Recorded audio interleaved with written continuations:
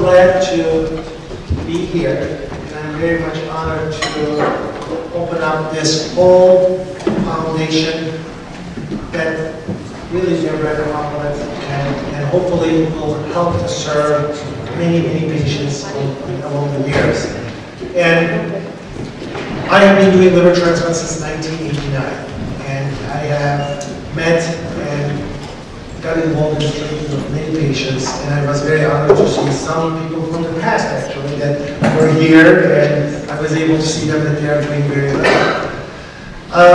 But everybody in our lives leaves some impression on us, and liver transplant is, as one of my colleagues, Dr. Warren Core says, it's like an addiction. You know, once you do liver transplant, you can't do without liver transplant, because it becomes a significant bonding between the physician and the patient, and constant trust. And this becomes almost like a family event, family environment. The team that you work with is amazingly cohesive. Anything and everything is important. Right now, we are here, we're going to enjoy this event, but our hearts are with Clark and I, beating, because some members of our team is, working and doing a liver transplant as we speak on the table. So this thing is a lifelong event. The hero of tonight, not only by putting this foundation, but with her beautiful voice, is willing to do the fundraising, is Deborah Berioli. And again, among many people I have met, she's a very, very special person. Deborah got an illness that she didn't have a liver disease before, called acute liver failure. And some of you may have had a similar event and would remember how quickly one gets sick. And the symptoms of liver failure is not really a very difficult thing. It could be just fatigue, it could be just nausea, vomiting, abdominal pain. But regardless of this, it's a very fast progressive illness. And the majority of the time, we really don't have a whole lot of time to help the patient and find out more what she is. And Deborah is definitely a person like this that I never got to know before transplant. She was very quickly comatose, and she got to the level where if we didn't have the liver, we were very, very lucky to get this, that she wouldn't be here today. And the liver came in right on time for her. It was an amazing, rescue.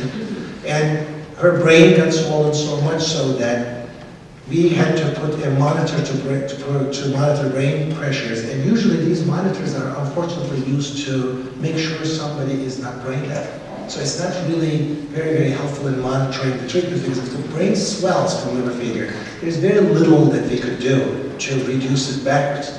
In her case, it was incredibly important, because during the surgery, they had to do her at 45 degrees, almost like in an upright, close to upright position, because when they were to lay her down, the pressures were going up and the blood perfusion to the brain was basically cutting off.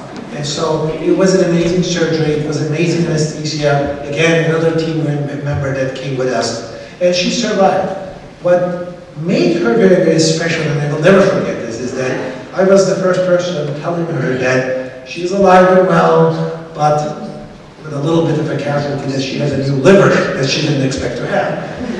And amazingly well, she embraced this thing, and she said that if I am meant to be alive, then I will spend the rest of my life helping people so that they can get the same thing. It's amazing how, receiving immediately turned in her case to the giving. Before even she left the hospital, she very quickly grasped the situation that I don't think I could have. As a person working in this, is where you have to go through the denial, anger, all that. There was nothing like that. She just moved right through the acceptance phase and just went through it. So it is my great honor to introduce her with her beautiful voice. And again, we didn't hear her speak before the transplant. She was comatose. But I was able to hear her, but this will be my first time to actually hear her sing. And so I'm looking forward to it.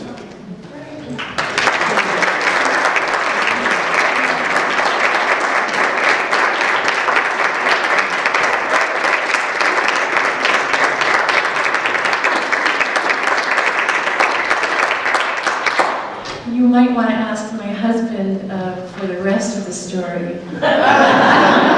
Anger and